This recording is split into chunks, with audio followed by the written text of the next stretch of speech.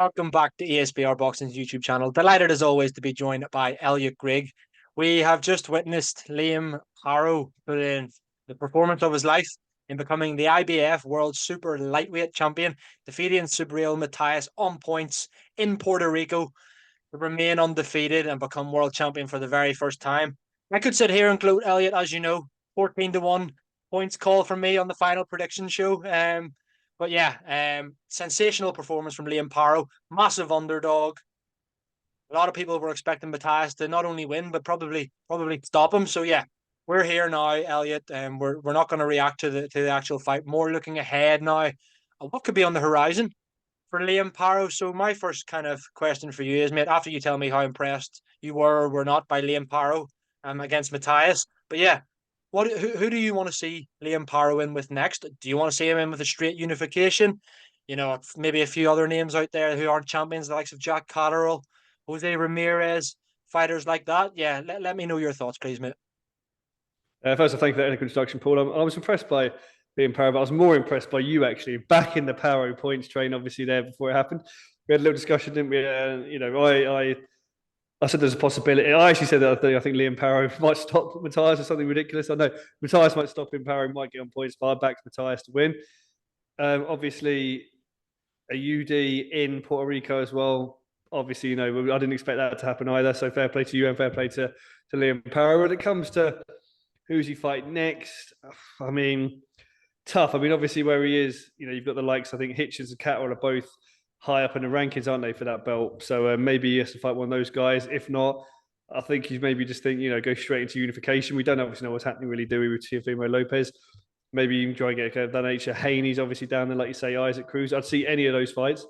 Then we can talk, I suppose, a little bit on who we think would beat Liam Paro, who we think how we get on with those guys. But those are the sort of names I want to see. Maybe, like you say, though, maybe Catterall obviously being highly ranked, so maybe someone like Hitchens is less inclined to see that because I'm not a massive fan of Hitchens, to be perfectly honest with you. But the Catterall fight is another one I'd like to see as well, potentially. I think it's a good fight for Jack Catterall, and we'll come on to whether we think he'll win it or not. Yeah, mate, a few big names there, as you mentioned. Well, may as well go through a few of the champions and a few other of those names and just kind of tell me how you think that fight goes. Could they beat Liam Paro, or do we just see Liam Paro coming out on top? We're not maybe mention the likes of, as you mentioned, Hitchens and fighters like that. Well, maybe we'll go through maybe a top 4 or 5 here. First and foremost, I'll go with British interest. Jack Catterall has just beaten Josh Taylor. How does a fight go there? Who are you backing between Jack Catterall and Liam Paro? Oh, it's a tough one because like Jack Catterall, you look at him and go, all right, he's obviously had that loss to Josh Taylor. So in many ways, he's actually probably undefeated, really. But I look at Jack Catterall's CV. It's always looked light to me. It's always looked light, and I've never been truly that impressed by watching Jack Catterall. It sounds like a weird thing to say. When he fought obviously an old Jorge Linares, other sort of fights, O'Hara, Davis, McKenna, not necessarily the top names, but I think his style seems really suited to Josh Taylor.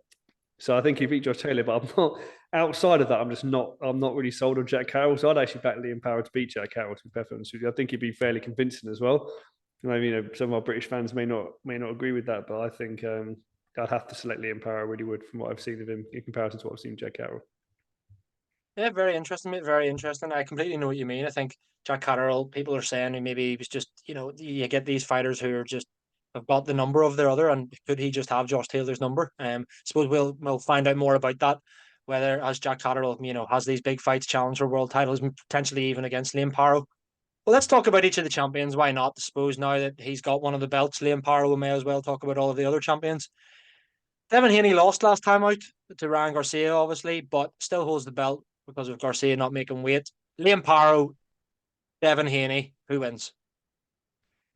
I'm backing Haney here. Backing Haney on points, to be honest with you. I think Haney obviously lost.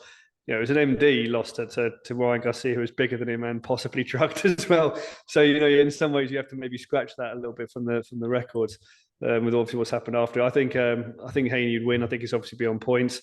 Liam Paro obviously is a guy he's not got a bad kind of KO percentage. What is he got? 15 KOs and 24, 25 now. So not terrible, but equally not. You wouldn't, I suppose, that sort of record describe him as a puncher in certain ways either. So I think to be honest with you, Haney would outpoint him over 12 rounds. Interesting, mate. I agree with you. I think Haney wins that fight.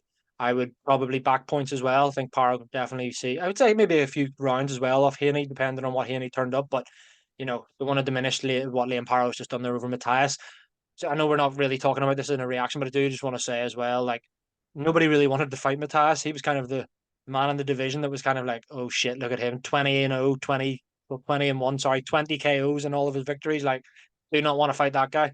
And Liam Power's gone to his backyard and beat him. So massive, massive kudos there. But yes, another name we'd like to mention, you kind of mentioned him at the top as well, just beating Rolando Romero to become world champion via stoppage. A former opponent of Gervonta Tank Davis down at lightweight as well. Isaac Cruz, Liam Paro, who are you backing? Gorgeous fight that, like that fight a lot. With me, and I've never been fans really of Rolly Romero, so we're delighted to see that Isaac Cruz beat Rolly Romero to become world champion. I'd probably back Liam Paro here on points. I think Isaac Cruz is a good fighter, he's a tough fighter, but I feel like style wise, I think then obviously he's conditioned to go the distance as well. But I think Liam Paro actually would outpoint him. I don't think he'd stop him, the bull as it were. But I think he'd win on a point decision. How about yourself? You know what? I was actually expecting you to say Isaac Cruz there, to be honest, and I think quite a lot of people would. But I actually do agree with you. I'm back, especially after last night. Isaac Cruz is kind of seen as a bit of a puncher, and Paro's shown that he can really take it to a puncher like Matthias, and yeah, get the job done. So I would also back a Liam Paro victory over Isaac Cruz on points. Are probably the best in the division when he's on it, but not even top 10 when he's sometimes not on it. Teofimo Lopez, how does that fight go if they were to fight next? Oh, I mean, mate, you've actually hit the nail on the head there. I think it depends on what Lopez turns up. To be honest, for me, I mean, if the Lopez turns up as sort of 95%, 100% Teofimo Lopez, I'd back him to win, frankly. But if he turns up, well, interesting. We'll see how he goes against Steve Claggett in a short time when this video goes out. But we've seen him kind of lackluster in fights as well. That Sandor Martin one really sticks out for me as one where it was a really, really dodgy performance. If he turns up there, I'd obviously expect Paro to beat him quite convincingly. But I'd still, just on the basis of potential and kind of ceiling, and as he could turn up on the day, I'd back Teofimo Lopez. To be honest with you, I think I'd back it points as well. I mean, Lopez is again 13 KOs and around 20 odd fights. Probably go to 14 in 21 when he stops Claggett. But I think I would go Lopez points in that one. Maybe sort of 7-5, 8-4, sort of close-ish fight, but Lopez to take it down. I think if it was a unification, both belts on the line, that's when we would get a good Teofimo Lopez. So I would probably edge towards Lopez as well. Again, a tough fight. Paro as well. He's been knocked down once before in his career, but he's shown like he can punch as well. He can whack. I would probably edge that going 12 as well. But yeah, I would probably just lean towards Teofimo Lopez, who I do believe on his day is the single best 140-pound fighter on the planet, to be quite honest with you.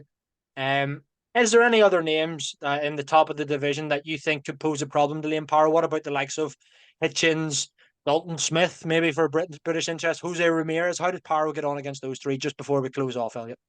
I still have to back Liam Paro against all of those three currently. For Hitchens, I'm not still question marks on Hitchens. Dalton Smith, I think it'd be too soon, frankly. And I think Ramirez, again, not a massive fan of Ramirez. I think Liam Paro from what I saw last, I'll have too much for Ramirez as well. So yeah, I think he wins all those three, frankly. But it's not to say Dalton Smith, maybe with a few more fights, couldn't get up to that level, but I couldn't sit here now and say, he would beat Liam Paro. I don't believe he would. Very interesting, mate. Some potentially massive fights on the horizon for Liam Paro. Time will tell whether he, fights maybe before the end of the year here, gets a first. I would maybe expect him to get a nice defense in there, maybe a homecoming or whatever, a favorable defense as we kind of see sometimes. And then, 2025, who knows, could be massive unification fights coming next for Liam Paro. Who knows? There might have even been a rematch clause in there. You never know. So we might actually see a rematch with Subriel Matthias. So yeah, who knows, guys? Let us know your thoughts on who potentially could beat Liam Paro. How do you see him as the best in the division? Do you rank him as number one after that victory? Who could beat him? How does he go against the likes of Devin Haney, Teofimo Lopez, Isaac Cruz, Jack Hatter, all of those kind of fighters that we've mentioned? Yes, and guys, please do drop a like on the video, subscribe to the channel if not already. Plenty of content coming your way, not just kind of looking ahead at what's next with you. Elliot and I are regularly doing previews. We've got fight reactions, final predictions, weigh-in reactions, interviews with fighters, big fight breakdowns, and so on and so forth. But yeah, stay tuned for the channel. And Elliot, thanks very much for your time, mate. Speak to you again soon, and thanks, guys, for watching. Thank you very much, mate. And as Paul says, thank you very much, guys, for watching.